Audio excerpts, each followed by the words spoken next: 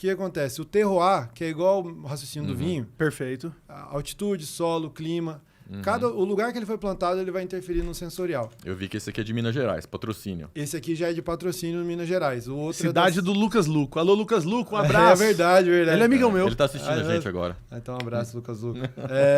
E esse outro é da Serra do Caparó, um produtor amigo também, Alexandre Emerick.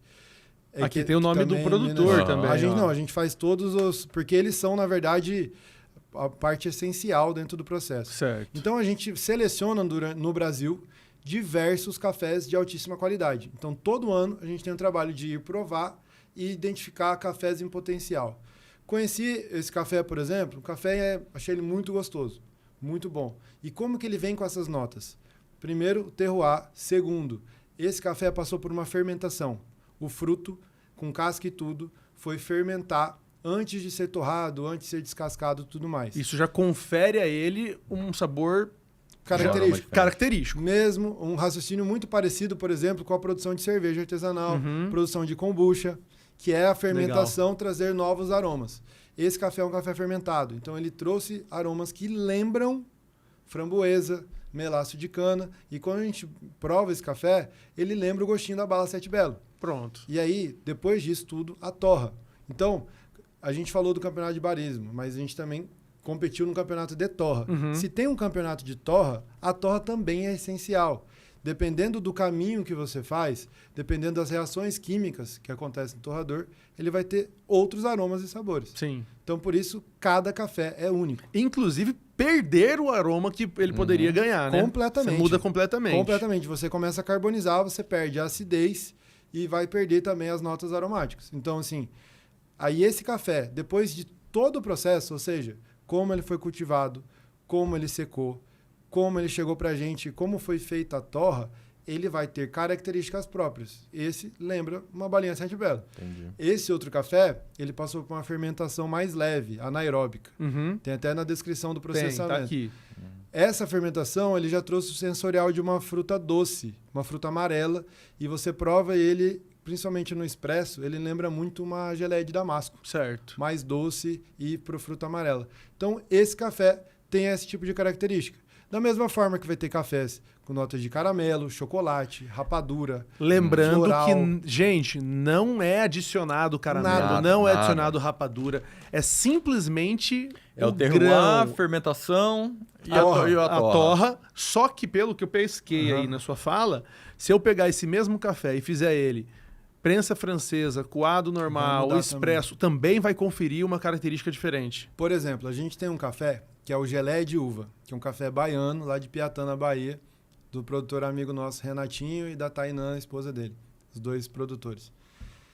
Ele simplesmente tem notas de uva roxa e de maple syrup, aquela calda que coloca na panqueca. Aí isso eu quero, hein? Que é feita da árvore símbolo do Canadá. Isso. E aí é um café incrível. Só que se você faz ele num filtro de papel, num coado simples, a acidez fica mais alta e ele parece uma uva mesmo.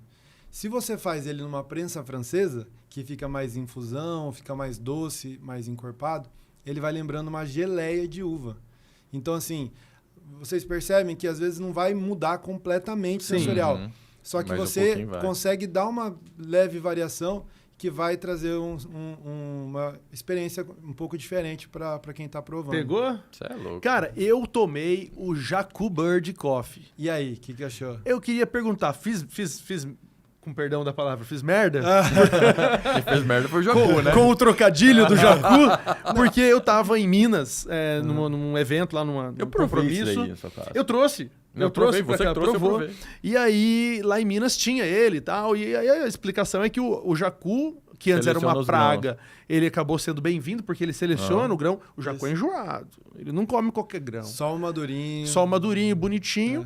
E o processo de fermentação, no caso aqui, que é feito de forma anaeróbica, no caso dele foi feita de forma estomasgósica, porque passou pelo intestino e estômago dele. O que, querendo ou não, vai conferir alguma enzima, vai ter no organismo dele ali que vai mudar o sabor. E acho que um pouco para se inspirar no Cupiluac também, que tem lá... Um pouco não, né? Bebe 100% da fonte. Da fonte, né? Do Cupiluac, que é um dos cafés acho que mais caros e... Ele é bem mais caro. Ele hoje não é o café mais caro do mundo. Hoje, na verdade, acredito que os cafés que são premiados como por exemplo, o melhor café do Brasil no ano, o melhor café da Colômbia no ano, da Etiópia, do Quênia, do Panamá. Esses cafés, eles geralmente que vão para leilão e acabam até ficando mais caros, mais valorizados. mais caros até por conta do prêmio. É porque o cupilac é um roedor Mas ele ainda que faz mais ou menos é um isso mamífero também, né? que É um faz mamífero. Que ele faz é o mesmo raciocínio.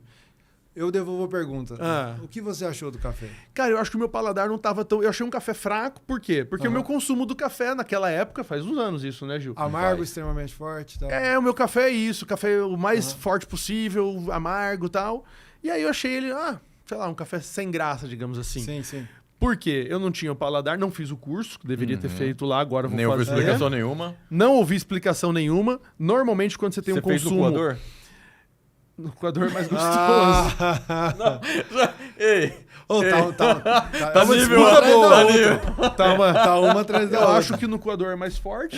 Mais gostoso, Então, e mais vai. gostoso, eu peguei, tomei e não tinha uma pessoa falando do lado, porque, cara, a experiência é diferente quando Não, tem com alguém do lado. certeza. Sim, Fala, não tá é- sentindo nota tal? Você fala, cara, Agora eu tô. Agora eu tô. Porque é isso verdade, é falta um verdade. estímulo de um Aham. profissional Não, do é lado. porque às vezes a gente, por exemplo, tem sensorialmente falando, até só ponderando isso, muitas vezes a gente identifica que tem algo diferente, mas não sabe dizer o quê. Aham. Porque É a isso gente aí. não tem a biblioteca sensorial, a gente não tem a referência nem o costume de fazer isso.